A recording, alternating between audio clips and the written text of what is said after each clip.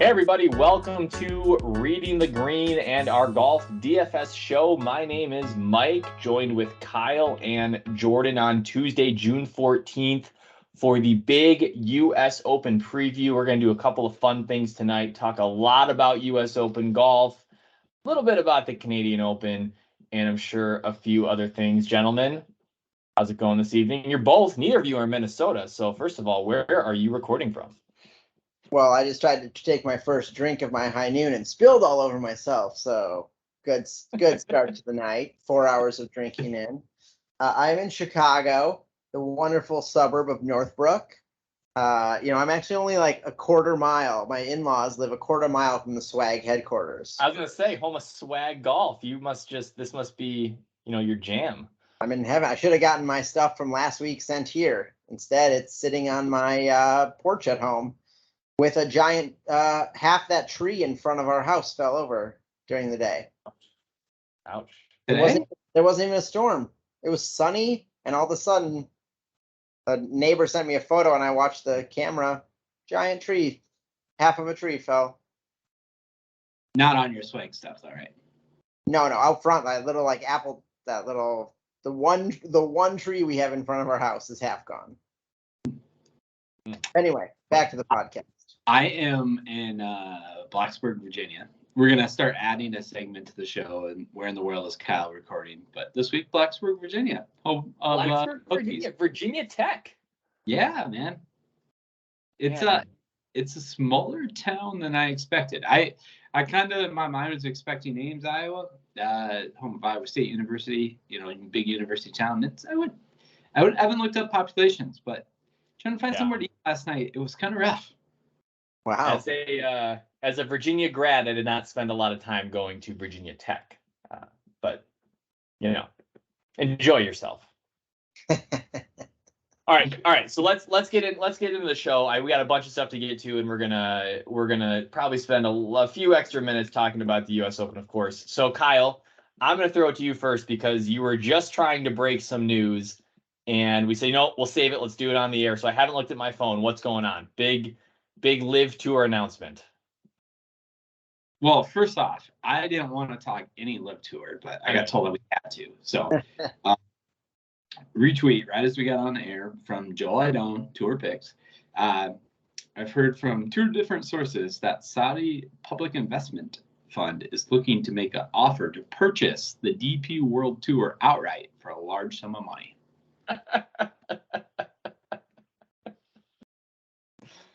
Yeah, exactly. Well, this is just silly, but okay. What does that even mean? I don't even I can't even So LIV Tour just goes away then? World Tour now, I guess. Yeah. That'll give all the guys that got banned by the PGA Tour more options to go play, right? Because DP has a special partnership with the PGA Tour, so they haven't officially announced that people are banned, but I'm sure Monahan is Monahaning them to try and get them to ban them. Yeah, I don't know all the legal outfall, but you would think, okay, then that just splits the DP World Tour and PGA Tour. But there goes, DJ wanted to play less events. So I don't really understand that move from the Saudi perspective. Whatever. Yep. I know, Kyle, you don't want to talk LIV Tour. It's kind of a thorn in our side for those of us that, really love PGA Tour and playing DraftKings and all that. But as, part of the golf media, kind of, we have to talk about the news. And so here's what we're going to do. I'm going to give you guys a pop quiz, and you're going to play against each other. And you're going to give me, what's that? Game on. Yeah. All right. You guys are going to play against each other, and you're going to give me just the first response that comes to mind. And, some of these questions might not be answerable, but you're going to do your best. So we're going to go quick.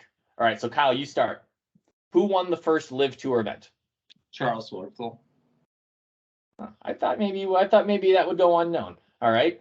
Jordan, how much money did Andy Ogletree make for shooting plus 25 over 3 rounds? $120,000. He did, yes. $120,000 for barely getting it around the golf course. Kyle, what's one thing that's going to help the PGA Tour's cause? Bad leaderboards? Certainly, if you compare it to the Canadian Open, yeah, people are going to lose interest pretty quickly. They got lucky that Schwartzel won it. If you look They at did, but any of the rest, like Henny Duplat, but at least it was someone that people knew his name. barely. Like, We all hardcore golf fans do. We all know Schwartzel. We do. Okay, Jordan, why will fans give up on the LIV Tour? What will eventually make them? Did they ever start? Did they ever care? I don't think you can give up if you don't really care. Great point. All right, Kyle, you're gonna like this one. DJ, Louis, Bryson, Sergio, Gooch, Reed, Grace, Phil, James Piot are all LIV Tour players playing in the U.S. Open.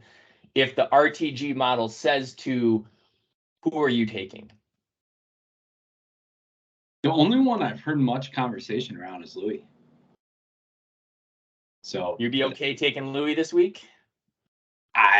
Yeah, I'm gonna separate my financial interests when it comes to DraftKings from my personal sadness from watering down product. But Jordan, are you comfortable taking a LIV Tour player this week for the U.S. Open? I'm gonna say no, but not because they're on the LIV Tour, because they mostly suck. That's the correct answer. Like, if I was gonna take anyone, it'd be James Piot, because he's probably gonna be $6,000. What about Dick Bland? Dick Bland? Yeah, Dick Bland. Okay, I missed that one. Well, good job, guys. You both lose because you just spent 2 minutes talking about the LIV Tour. But good responses. All our listeners lose as well. Okay, let's we'll transition quick out of LIV Tour and into the RBC Canadian Open really quick. I will share the beer that I'm drinking. I know that Jordan has a High Noon. I have Dare Mighty Things. This is by the Brewing Projekt in Eau Claire, Wisconsin. They do a lot of really great beer, a lot of hyped up beer. Dare Mighty Things is sort of like a rotating label they have with different hop recipes, and so it finally showed back up. Very, very good. I need to go to them on my way back on Saturday.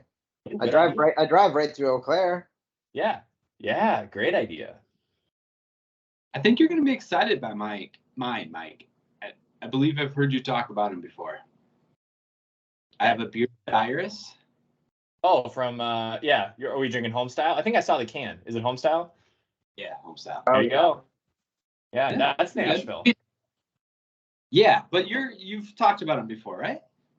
They're like the hyped up hype brewery in Nashville, and that's like their kind of flagship classic IPA, but they do a lot of like really great IPAs and sours.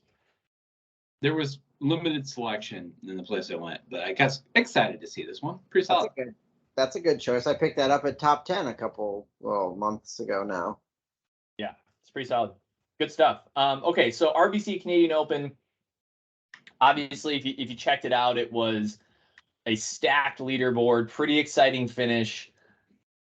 Couple of really great storylines. Obviously, the foil to what was going on with the LIV Tour. And Kyle, I was saying this pre-pod that it really seemed like, and somebody in the media put this in words, and this is definitely how it seemed. The two guys that have been the strongest proponent of the PGA Tour, Rory and JT, literally put the tour on their backs this weekend and said, we're going to show you how good we really are. It's like they just like turned it on demand and played the best golf of, really the best golf of the season over the weekend. And it was really cool watching those guys duke it out, like trying to hole shots, ripping drives. Rory trying to drive the green on a 360-yard hole uphill was pretty incredible.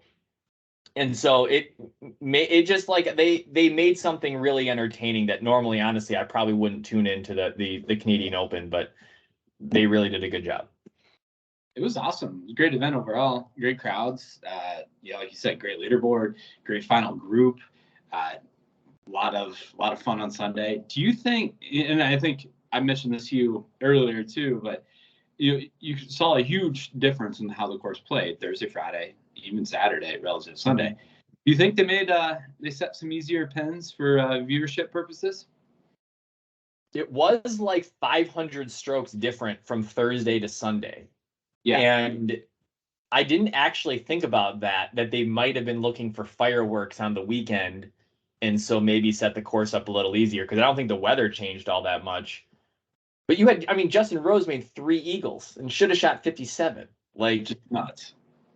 But I didn't see more Sunday morning than Sunday afternoon because I was traveling in beautiful Virginia.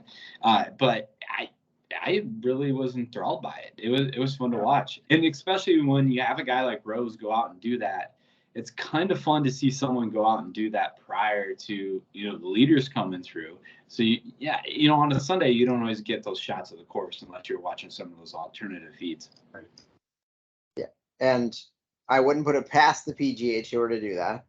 Right? They know what they're doing, and I think it was also more interesting because the LIV Tour was so boring. Right. Right? Like you now have something to compare golf to. You're now comparing the LIV Tour and Charles Schwartzel running away over Joe Blow and Joe Schmo. It makes it more exciting when you have something to compare them to.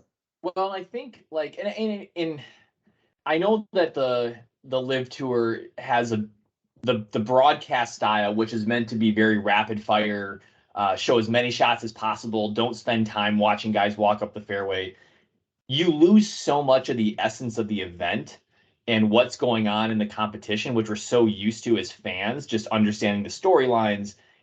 And it just becomes all about guys hitting shots, especially with the shotgun format. So I think you're right, Jordan. Like well, I didn't really watch. I watched 20 minutes on Thursday to check out the broadcast, but I can only imagine that coming down the stretch, there wasn't really any excitement. But well, yeah, I know Kyle. How do they do the shock? I didn't watch enough of the LIV. Did they do the shotgun? Did they reset the group so at least the good players play together? They did. But still, there's no. But then you don't get crowds massing at the end of the event, and it really takes away the energy. But hey, it's better for TV. It gets over in 4 hours. But no one watches it anyway. No one watches unless except for us when we wake up with our kids at 6:30 and we're like, sweet, I can watch Pat Perez tee off because he just barely made the cut. I actually do like the early round ESPN coverage because if like say you work out or you're up early with kids early Saturday, Sunday morning, you just got something else to kind of to tune into when nothing else is really going on. Let me talk a little bit about the Listener League, the RTG Listener League this weekend, because there was some drama. And I know, Kyle, you were traveling, so you didn't see this in action. But I didn't see any drama, Mike. I got second. What's the drama? Well, there was plenty of drama between you, me, Derek Howard, and Truffle Shuffle. It was anybody could have won this thing, and it ended up with me first, you second, and Derek third. And at first, I thought Tony makes this 50-foot 2-tiered putt on 18. I thought for a second that catapulted you to first. And I was like, that's the only thing that couldn't happen was Tony making this meaningless birdie to put you in first place by a couple of points. And then there was, Rory then turns around and makes a birdie on top of him. And then there was this shakeout of points, afterwards, like an hour afterwards, that ended up with me in first, you in second in here. And we were all tied after those putts. We were. They hadn't given McIlroy his 4 rounds under 70. So I was like, oh crap, I got third. And then we think it was Aaron Rye that got some late birdie bonus or something that then put you back into second place. So that's had a comment. Mr. Howard, don't mess with the bull. You get my stat correction. Well, anyways, I think it was a good week all around. We sharing some of our lineup results. I think outside of maybe some of the bigger GPP entries, Kyle, it was a good week. We had a lot of lineups that rolled pretty nicely. Yeah, a good week for cash lineups, especially if you follow the model. A lot of the guys we gave out as top plays in the model did really well. Unfortunately, Lipsky missed the cut on the number with a heartbreaking bogey on 17 on Friday. So he was kind of one of the landmines up there. But outside of that, it was solid. Especially some strong finishes on the weekend by Corey Connors. Fitzpatrick had a just steady Eddie type week, and obviously Rory winning it. Are you appreciative of CT Pan withdrawing 3 days before the event instead of 3 minutes? Yes. Yeah. And at this point, look, with CT Pan and his WDs, I don't care where he pops. I might have to see him actually follow through and play more than like 2 events before I ever click on him again. Yeah, he was like top of the model with Rory, and I had to pull him out of like 20 lineups. So, anyways, final thoughts on the Canadian Open. It was a lot of fun to watch, and so I was very appreciative of the show the guys put on. Great event, good lead in for a national open to the better national open. Sorry, Canadians, but let's go to the real deal now. It's a fair segue, Kyle. So let's do that. Before we go to break, let's spend a few minutes getting into the U.S. Open. I have a whole bunch of nuggets to get to, I think, on the other side of the break. But why don't we hit, because we'll be doing our DFS preview.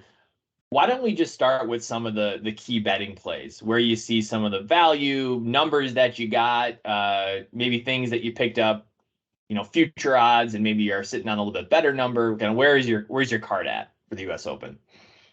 Still have a couple spots open on the card that I'm kind of weighing, watching some numbers here at the end as we come in close. But the guy I jumped all over a week ago now, and this was actually kind of a tease to where we're going on the DraftKings a little later. But Sung Jae at 65-1. So I have an outright on him, top 20. I was gonna stay away from my boy Willie Z, but it got up to 35, and at that rate, I gotta grab it. Will has played in 7 majors in his career. He has 5 top 10s, 7 majors. That's just asinine. Yeah. So I granted he hasn't won one, but I have an outright. I followed up with top 20 and took the first round leader.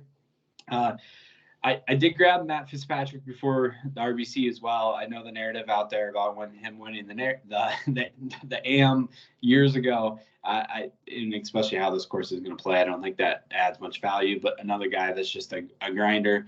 A little bit of maybe a heat check bet as I was traveling this week, but I took Justin Rose as a first round leader. Just see if he could carry over a little bit from that Sunday. and I don't love this, but talked myself into it given the number. I took Colin Morikawa at 30. We talked about him needing to get to 30-1 to make it enticing, and he did. So I'm not going to do it, but I support you in that. Yeah. So I have about 3 units left for me to put out there. Looking at Cameron Young as a first round leader, maybe. He came out strong in a lot of events. Keeping my eye on Scotty, maybe a multiple unit play if I don't like anything else, but also kicking around like maybe a Daniel Berger for those last bets. But we'll see where Scotty moves. I expected, just with some of the chatter, maybe him to get higher than 15, but unfortunately went down to 14 today. I was hoping maybe grab him at 16 with a boost, get him to 20. I was hoping to maybe even see Scotty live bet him halfway through Thursday and see if he gets off to a rocky start, and if that number jumps over 20 or something, that go and scoop him up. I don't know. We'll see. I gotta see when he tees off. So that's I watch real close for the next 24 hours. So Kyle, with me being in Chicago, I've obviously been wasting my money in the sportsbook app as well. But there was an interesting one. So they do all these different setups and whatnot, but there's a tournament group that is Xander, Cantlay, Dustin Johnson, Fitzpatrick, and Spieth. And I could bet on 2 of them to still make at least double my money. Which two would you bet on out of that group? Spieth and Fitzpatrick. Oh, see, I took Schauffele and Fitzpatrick. Schauffele's odds were better, which is also why I took him. And this is to win? Out of those 5. It's not finishes the highest. Who's going to finish the highest out of those 5? So Spieth had the lowest odds. So I was playing odds, and I knew like DJ and Cantlay I'm not really worried about. So it was really 2 out of the 3. So it was just an interesting, I don't do a ton of the outrights, and I do some of the weirder bets, but I looked through all the tournament groups, and that was the only one. And I was like, okay, I think I can bet 2 of the 5, and I'm pretty confident that I'm going to come out positive. Yeah. Schauffele's not bad. I mean, he's a top 10 machine in majors. He just, outright not where I'm going to be. Yes. And if you saw the post today about the rough at the US Open, driving accuracy is going to be very important. For sure. And he's been good. For sure. Jordan, do you have any other outrights though? Anyone that just you got your eye on? I know you said you don't like to, that's not your style, but you got one guy that you like. I took Finau a week ago before the RBC Canadian. So I got him at 50-1, I think, and now he's at 30 or 32-1. Yep. So that one I'm excited about. I also put a bet on no holes in one in the tournament. What are the odds on that? Well, it's plus. I saw that. Plus, it was first plus 105. It's Okay. the first major that's been plus since the U.S. Open at Pebble. Interesting. That's really fascinating. The reason is because you have hole 11, 136 yards. So guys are throwing wedges in there, and yep. Yeah. There was a great story of Arnold Palmer on how that whole particular. Do you guys either of you read this? I didn't see this. No. So apparently it kind of has a visual effect of downhill, and Arnie's going to play it back in the day. I think this was when he was getting looked at helping to do one of the renos, and he asked the caddy, what the distance was, and the caddy said 140 at that point in time, or how it was set up, or 130. I forget the exact distance. Middle. Arnie heard that as pin, and because the pin was in the back, and so he hits the club. We'll call it 130. Hits the club 130, dead in center of the green, and turns to the caddy and goes, "Well, that was my 130 club." Like thinking he got hard. But so it's in fact not downhill, and I guess it's a little deceptive in that part. But I also thought the U.S. Open, like, they aren't going to do a easy hole-in-one pin, right? Like the Masters always does. Was it Saturday on hole 16? Like it's rolling down. There's going to be 30 balls that almost get holes in one. I don't think they're doing that at the U.S. Open. I think they're putting it in spots where someone can hit a good shot, but so that's my fun bet for the week. I'll give one more guy, one more number. I actually don't think this guy is going to win, but I am most proud of the number I got him at and what he is at now. But Billy Horschel booked at 130-1 a couple of weeks ago before he finished up the Memorial. And I think he's down now to 50-1. And so obviously a ton of value there. But I don't know. I mean, he's a grinder. And those are the kind of guys that can stick it out. But I just don't know if I see Billy Horschel hoisting the trophy at the end of the week. That would really surprise me. I'd be very happy. It would really surprise me. Great form, good kind of course fit. And he's been a guy in his career that when he's got hot, he gets real hot. So I think it's a good dart throw, especially where you got him at. Yeah. Transitioning off betting, I do have a question, Mike. I want to ask Jordan. Okay. What do you think about the chocolate drops? The chocolate drops? Yep. There's chocolate drops on this golf course, Jordan. I don't even know what that is, but take a guess. I mean, my mind immediately went to there's homeless people shitting on the course, which I know isn't that the country club. So I know some country clubs do cookies, right? Doesn't Interlaken do fresh cookies out on the thing? Like, it's got to be something where people eat some special chocolate. I got nothing. No, I'm assuming it's So- not homeless people shitting on the course. Around the greens, apparently it's a carryover from back in the day, and it was kind of a thing in the Northeast courses, but it's stayed here at the country club, and a lot of the other courses it's disappeared over time. But they used to take excess material from the golf course construction and pile it around the greens. And so there is little hills that are shin to knee high, covered in grass, just off multiple greens, that you could get some really funky lies around if you miss greens. So why are they called chocolate drops? That's the shape they're in. Kind of look like Oh, knee high yes. around the greens. A Hershey Kiss, yes. But Jordan, your description was, I think, on point. That was a great question, Kyle. Hitting it hard here. He knew what type of answer he'd get from me, which is why he asked me that question and not you, Mike. Let's do this. Let's take a real quick break, and we will come back, do our full DFS preview and a couple other things about the country club at Brookline, and have a little bit of fun.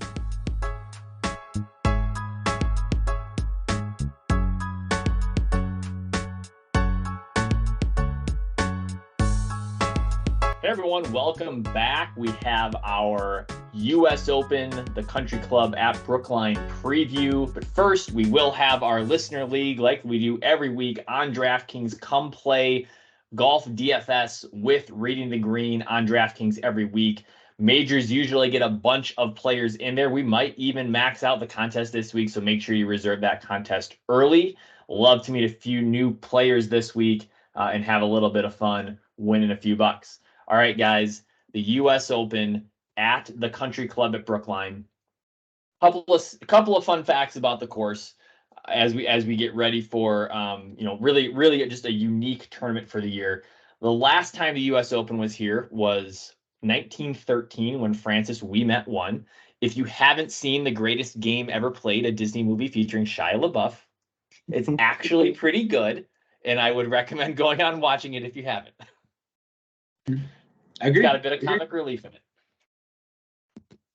Thoughts? No, haven't seen it. Okay. I haven't seen it. Yeah. Yeah, no, I think you should watch it. It's a pretty good golf movie. It's no Tin Cup. I'm a big Tin Cup guy, but it's a pretty good golf movie. 2013 US Am won by Matt Fitzpatrick. Kyle, you mentioned that earlier. Absolutely stacked field. What I thought was really interesting is you hear guys like Max Homa were there. And Max was probably 21 at the time, as were, JT was probably 20. But specifically Max Homa, he kind of came out of nowhere a little bit later in his career, but you realize that these guys have all been good for a really long time.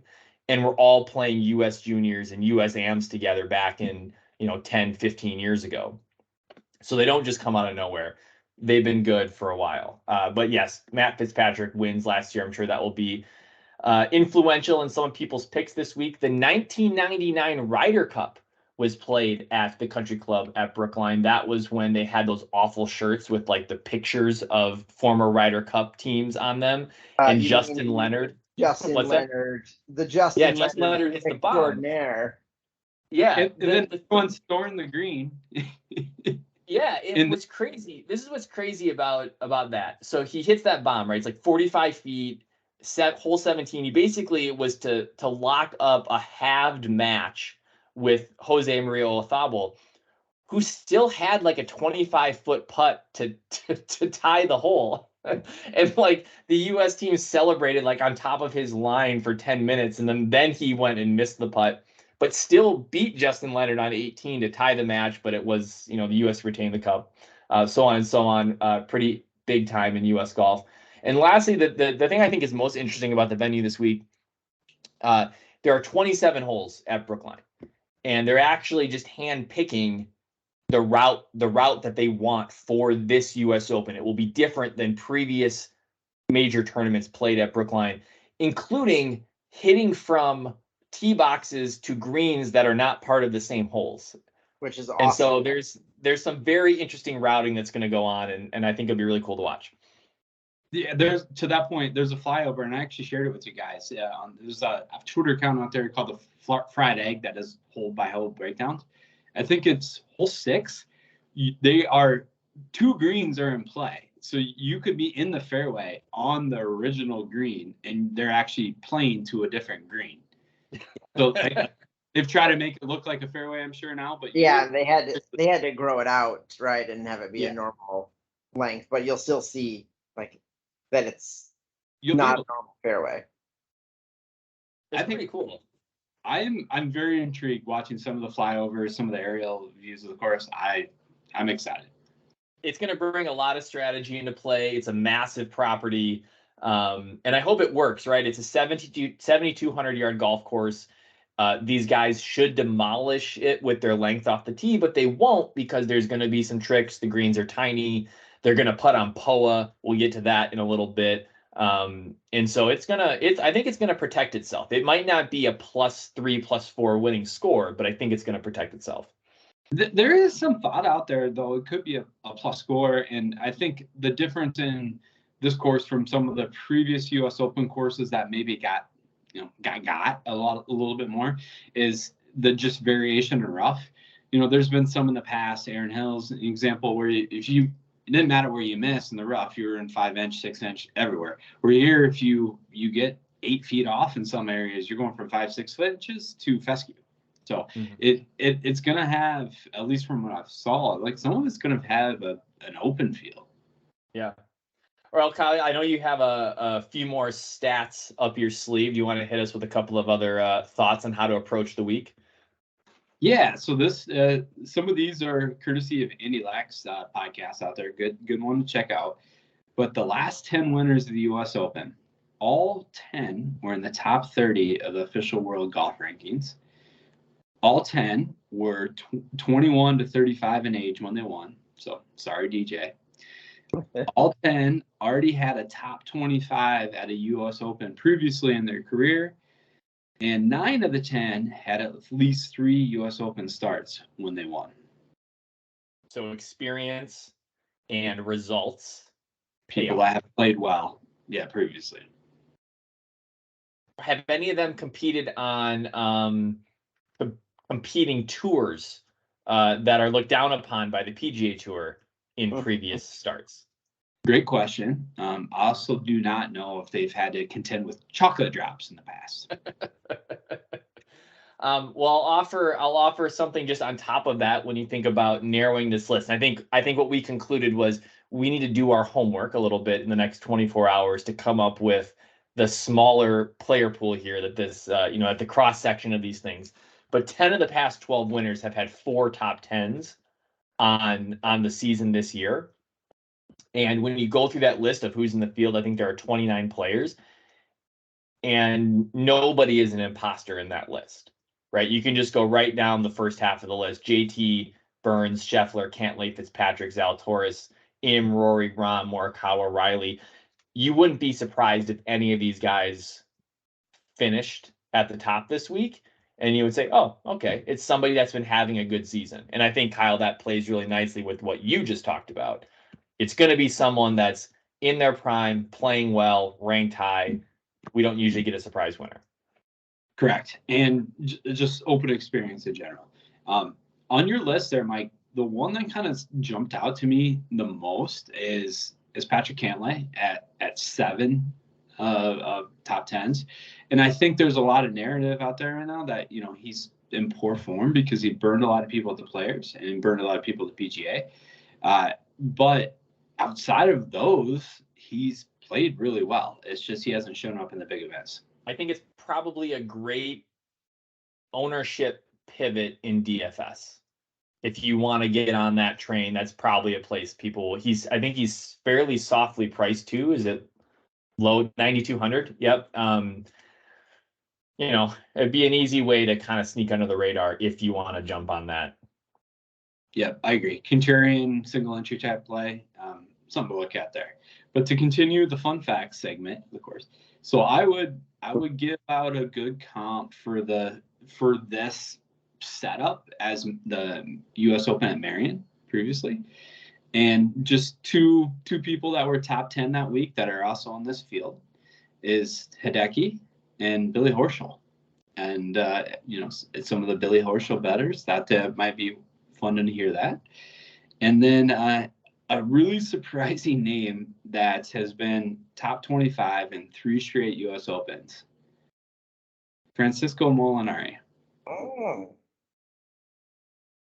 I saw that as somebody's sneaky play in one of our experts. I'd have to go back and look at the content, and I thought that seemed a bit out of left field. But there you go. There's the pattern. Yeah, and that kind of speaks to just guys that have played well in the Open in the past. This court type of setup, you have to grind out, pars. You're gonna have to hack out of some crap. You're gonna have to punch out sideways. It's just a war of attrition. So, like looking for guys like that have shown the ability to do that over time is not a bad tiebreaker to use. Kyle, you brought up the POA greens, and the last time we talked about so much about the greens, the green type, we'd had a big tangent on Bermuda grass, and I don't think we need to do that again. But POA, I would say if there was a way to take only guys that played early in the morning, that's how you would conquer POA. POA is essentially a weed. When you mow it and roll it, it's great. When it grows for 6 hours, and that's all it really takes, it gets bumpy, the grain goes in opposite directions, and it gets really, really hard to figure out the speed in the line on. And so guys that are playing late in the day, and I know that's going to happen with the leaders on Saturday and Sunday, it's going to be a challenge. I haven't seen a lot of metrics on the best POA putters, but a really good course comparison, in addition to Marion, is Pebble Beach, which is heavy POA greens. And so, who are the guys that continue to dominate Pebble Beach? Jordan Spieth, Matt Fitzpatrick, and the 2022 Pebble Beach champ, who I don't have an outright on yet, so we're going to need to get that taken care of. Tom Hoge, 150 to 1 this week. Guaranteed he will be on my card. Which card? Your RGB listener card? All of them. Oh, there we go. Kyle. Every card he plays, he's got Tom Hoge. Okay. Mike in for 100 units on Tom Hoge. Deal. I think your narrative, but what about the comparison for West Coast POA to Northeast POA? I do not know off the top of my head. You don't know what? All I know is that it's that some people are leaving it out of their models just because of the difference in West Coast and East Coast. I don't know if that's something they have a fact for, but I've heard it mentioned by some of the contributor pods. It's really interesting. I mean, we don't mean to geek out on golf course architecture here, but like in the Midwest, we have a lot of bent grass, and so when the POA gets into the bent grass, these courses start to fight this battle of attrition, and they end up burning their courses to the ground to get all the POA out and just start over. But you have these West Coast and East Coast courses that seem to embrace the POA greens, and it's just kind of part of the character of the course. And yeah, if you're going to play it at 4 o'clock in the afternoon, it's going to be bumpy. So it'll be interesting. You think a guy like Will Zalatoris, I guess maybe it'll counteract some of his mishits on the green. He might putt pretty well. Look at the stroke gains putting. Will's the narrative out there doesn't fit the stats for Will. No. Yeah. All right, let's keep moving. Kyle, do you want to jump into the model and give us the breakdown of where guys are who's coming to the top this week? Yeah, so far we'll highlight 6 guys that are coming in over 40%. We have our defending champion from the RBC Canadian Classic, Rory McIlroy, leading the way at 54% mention share. Sanjay coming in at 54% mention share, and the difference there is obviously the price point. Rory's at 10.5. Sanjay just flat out steal, 7,600. I don't understand that price one bit. So yeah, obviously he's going to carry some ownership, but from a cash perspective, it is what it is. Yeah, you got to be overweight there, I think. Xander coming in at 9,600 at 41%.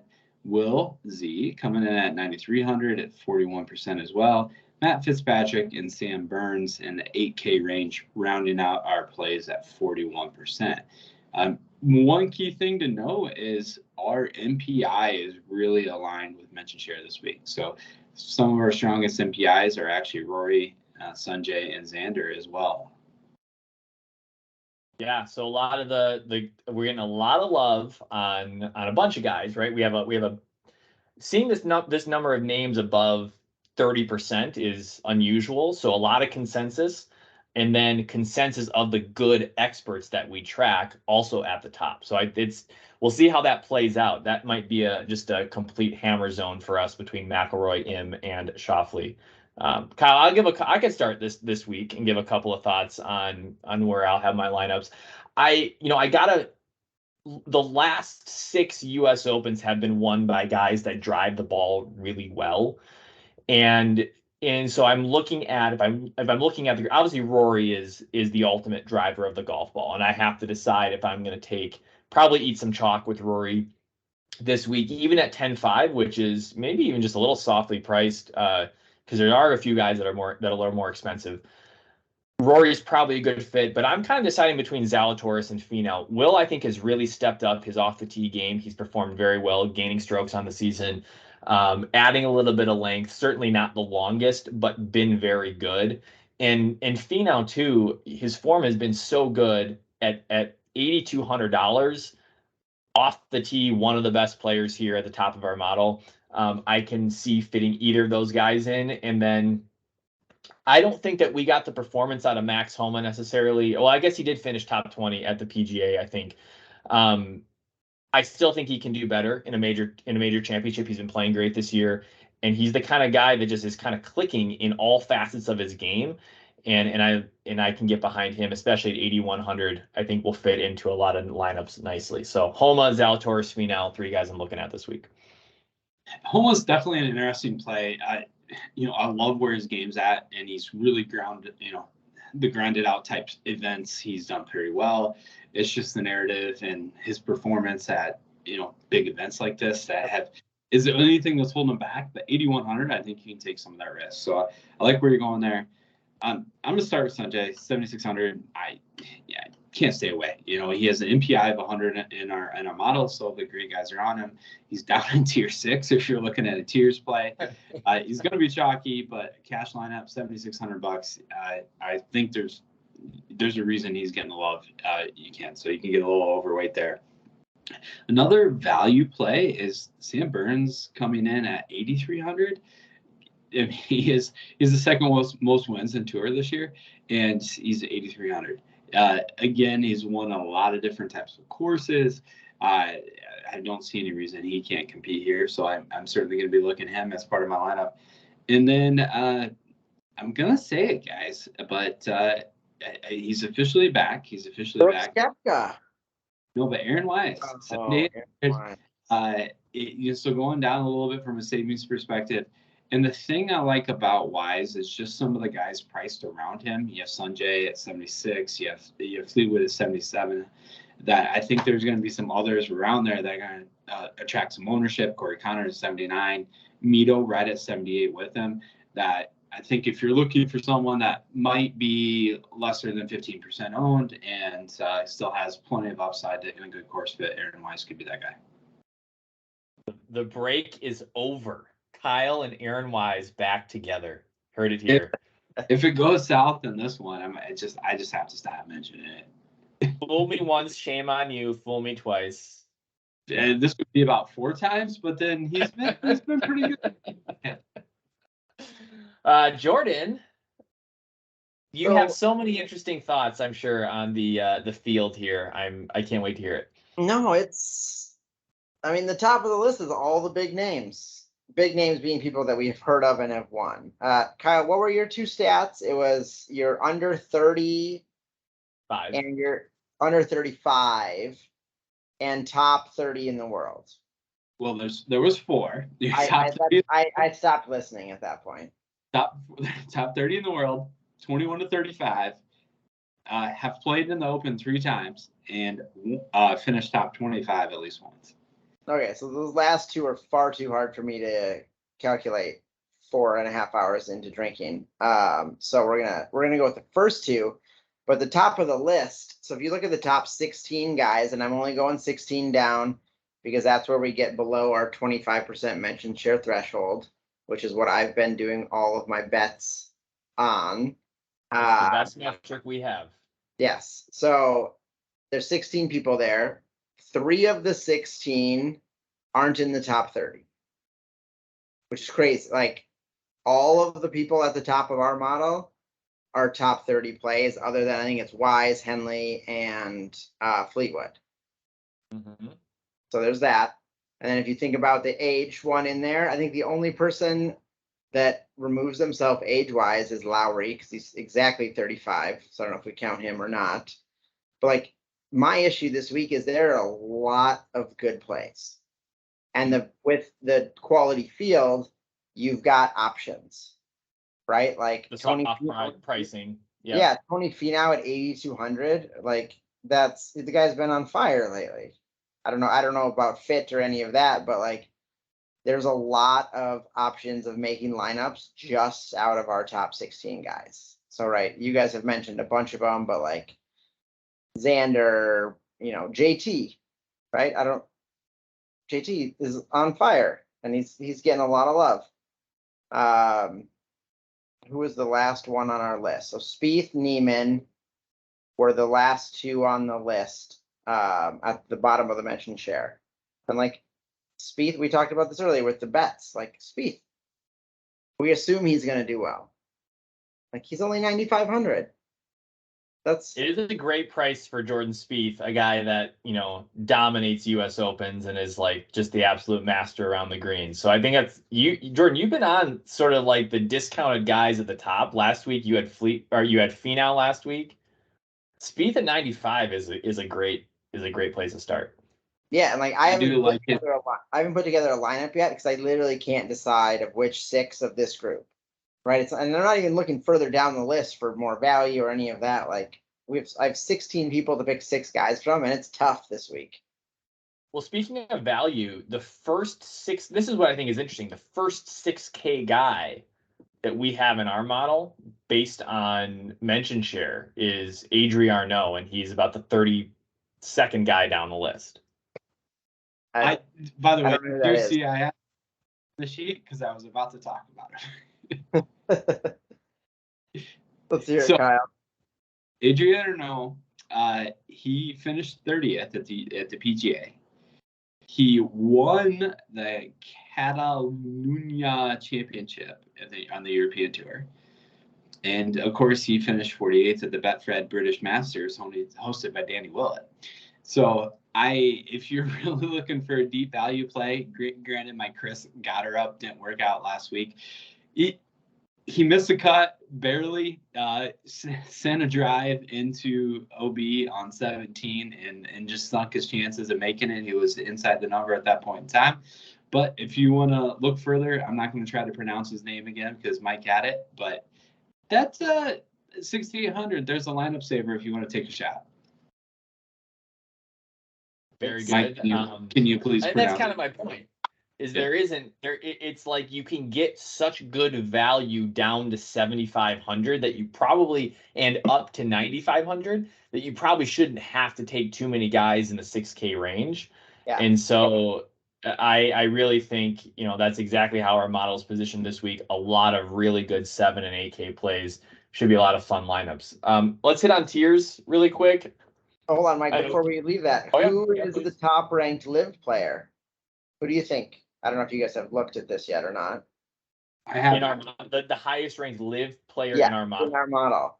And don't look right now. Well, I'm looking right at it. And I still can't figure it out because I got to look so far down the list. Is it Patrick Reed? Patrick friggin' Reed. Well, not Harold Varner hasn't joined yet. Patrick Reed. Either is Reed officially, right? He got announced last week. Yeah. Patrick Reed. Patrick Reed at 7,200 is absolutely absurd pricing. For a guy that like legitimately could win. You talk about a grinder that could get going off the tee and has a lot of magic around the greens. No one would be surprised if he wins this week. 7,200 is complete ridiculous pricing for Patrick Reed. All right, well, there we go. There's Mike's core. He's got Patrick Reed and Tom Hoagie to start his core. I was not taking any LIV Tour guys this week. I didn't. They didn't fit my plan. So tiers. Okay, let's do tiers. Kyle. So, and this, you'll have this every now and then in majors, right? And that's kind of why we mentioned some of the prices that look a little funky, but go to tiers. I almost had to do a double take. Did you know that Rory's in tier 2? Mm-hmm. Wow. You have JT, Rom, and Scotty in tier 1. So you have Rory in tier 2, along with Spieth, Morikawa, and Cam Smith. So How high is his ownership going to be? Yeah, crazy. You almost have to take him. Yeah, that's what I say. From our model perspective, from anything else, I could see a Spieth angle if you wanted to pivot a little bit, but Rory's the play. You know, most mentioned share, best MPI in our model, 81 there. So in tier 2, it's pretty clear from a Rory perspective. I think the hardest decision is probably for me going to be in tier 4. You have Sam Burns, you have Daniel Berger, you have Neiman, Cam Young, Hideki, who I think is a little bit of a sneaky play this week that people are overlooking. You have Brooks, which I'm not going there, and you have Billy Horschel. So that overall is going to be a trickier one. Mention share at this point, like Sam Burns, Neiman's carrying the better MPI, but I honestly don't know where I'm going yet in tier 4. Very good. Sung Jae seems to be the consensus play in tier 6. Like you said, he's just absolutely found himself in the wrong spot with some of those guys there. I actually do kind of like Keegan Bradley this week, but from a tier standpoint, I think him is definitely the misplaced guy. And Mike, do you know who doesn't like Bradley this week? Boy, enlighten me. Our model. He's got one of the lowest MPIs out there. He does probably, but right, folks. You know, it's tough. He's playing basically in his hometown, and he's been playing great this year. But maybe the moment's too big for him. I don't know. Final thoughts on the U.S. Open, guys. Obviously, it's Father's Day weekend, and I was hoping to have a big mushy fatherhood talk this week, but maybe we'll just say that to next week after we've all had a chance to, spend time with our children and reflect on our, roles in our family. Unfortunately, I'm very excited for the event, but I don't know how much I'll see on Sunday. I have a tea time Sunday morning with my dad, and then finally, hopefully, making our way to the city. So, we'll be back in the prowess. I do. That is something, again, we'll save the mushy talk for next week, but that is playing golf on Father's Day and watching the U.S. Open is obviously memory I have grown up. I have a 6 p.m. tea time with my kids who are all under 4 on Sunday evening. So I'm hoping the golf tournament's over by 6 p.m. It's on the East Coast, so it probably should be. And then we'll get out to the golf course and screw around a little bit. Yeah, this will be the first year I get to watch any of the U.S. Open because I normally play in a tournament Father's Day weekend, and we, with kids and everything, we are not doing it this year. So I actually get to watch some golf. Good stuff. All right, guys. I'm looking forward to the golf this week. We'll have a little bit more content coming out on our Twitter account with some final plays and some other insights as we process the last bit of information. Of course, you can find our content on any of the major podcast platforms and on our YouTube channel, Reading the Green. We'll be back in a week to recap the U.S. Open and preview the Travelers Championship, which will feel like a little bit of a letdown, but that's all right. We're having a lot of fun this season. See everybody in a bit. Bye.